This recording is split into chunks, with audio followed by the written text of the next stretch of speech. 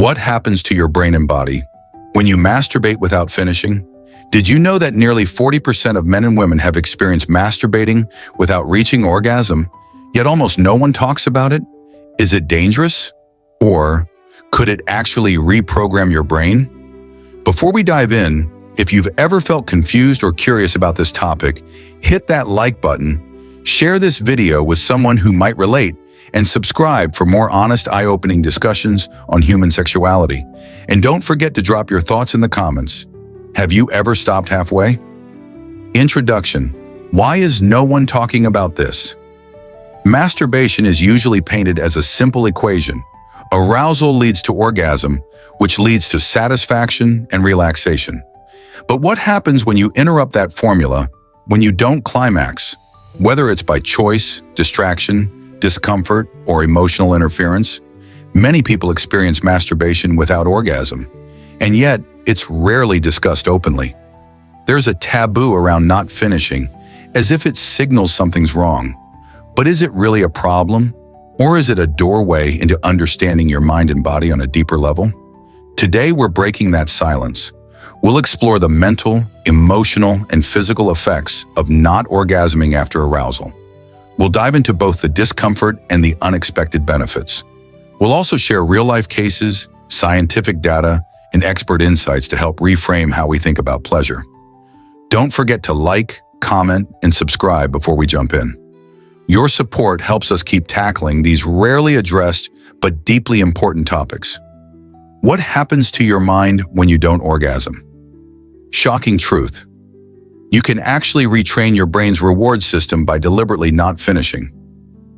Mental awareness and reconnection. Skipping orgasm can turn a habitual act into a meditative one. Without the finish line and focus, many people report becoming more mindful during masturbation, tuning into sensations, identifying what actually feels good, and recognizing emotional triggers. It's called non-goal-oriented touch, a practice endorsed by somatic sex therapists. Personal insight. I've worked with individuals who use this as a therapeutic tool to combat compulsive sexual behaviors. One client said, "When I stopped rushing to finish, I actually started feeling my body again. It wasn't about escaping anymore." Neuroplasticity at work. Skipping orgasm rewires dopamine pathways. Normally, orgasm equals dopamine flood equals relaxation. But when that climax doesn't come, your brain has to recalibrate. Over time, this builds frustration tolerance and reduces impulsive behaviors linked to sexual cravings. Scientific evidence. A 2019 study in Frontiers in Psychology found that sexual restraint, including edging and intentional abstinence from climax, can reduce compulsive sexual behavior and boost long-term satisfaction. Before we continue, take a second to hit the like button, share if you're learning something new, and subscribe for more science-backed sexual wellness insights. Comment below, have you ever tried mindful masturbation? Emotional responses, from frustration to freedom. Unpopular fact. Not orgasming can make you more emotionally intelligent. Frustration or relief. Some people feel agitated when climax doesn't occur, especially if they were chasing that end.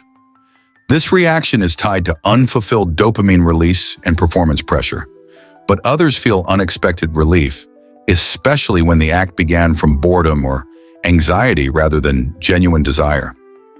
Example.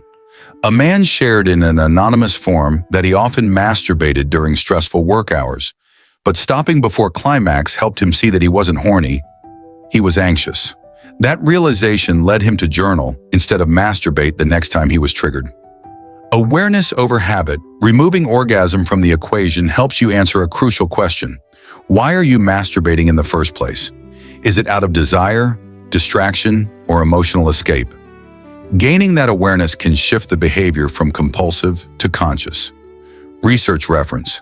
According to a 2020 report in Sexual and Relationship Therapy, people who practice orgasm control techniques develop stronger self-awareness and report lower levels of guilt and shame around sex.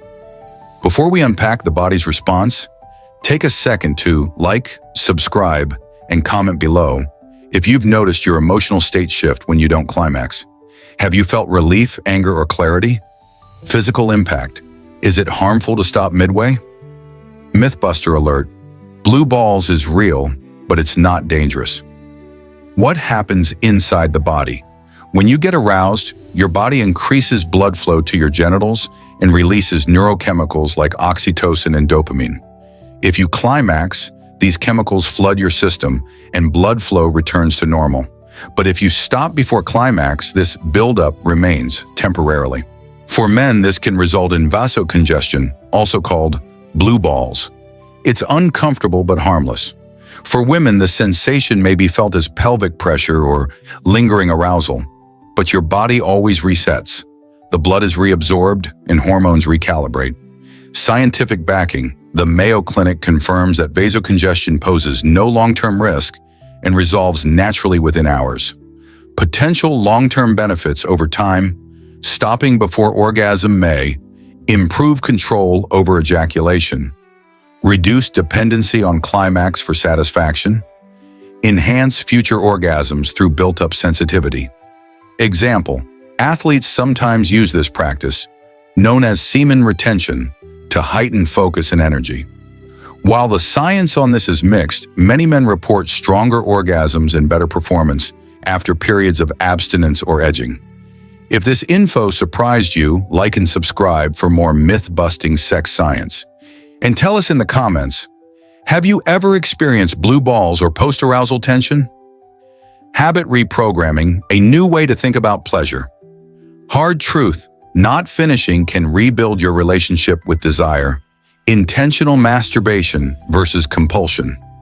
Most people don't think about why they masturbate.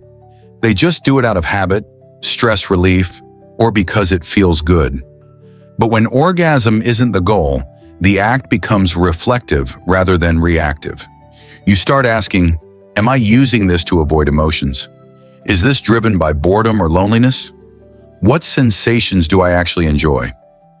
Reducing porn addiction and performance anxiety. Skipping orgasm helps disrupt the feedback loop that porn and compulsive masturbation create. Over time, this reduces tolerance buildup, helps desensitize overstimulated receptors, and reconnects you to real-life intimacy. Example: many NoFap communities emphasize this practice, not just for abstinence, but to reset brain chemistry. Users report clearer thinking, more confidence, and even improved interactions with partners.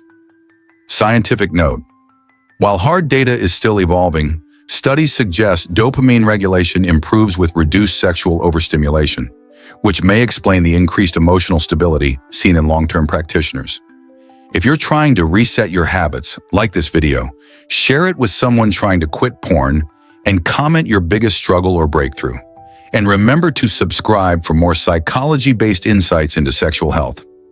Conclusion: is it okay to masturbate without climax? Let's wrap this up. What happens when you masturbate without orgasming? Mentally, you build self-awareness, emotional intelligence, and reduce performance anxiety. Emotionally, you may uncover hidden motives, feel relief, and build resilience. Physically, you may experience temporary tension, but no harm, and potentially stronger orgasms later. Behaviorally, you may break compulsive patterns and rebuild your relationship with pleasure, desire, and even porn use. This isn't about suppressing desire, it's about understanding it. You're not broken, you're human, and your sexuality is far more complex than just chasing a release. If this topic opened your eyes or helped you feel more seen, like this video, comment your experience, share it with someone brave enough to explore their body and mind, and don't forget to subscribe for weekly deep dives into the raw, the real, and the often unspoken sides of human sexuality. Thanks for watching. Stay curious, stay connected, stay intentional.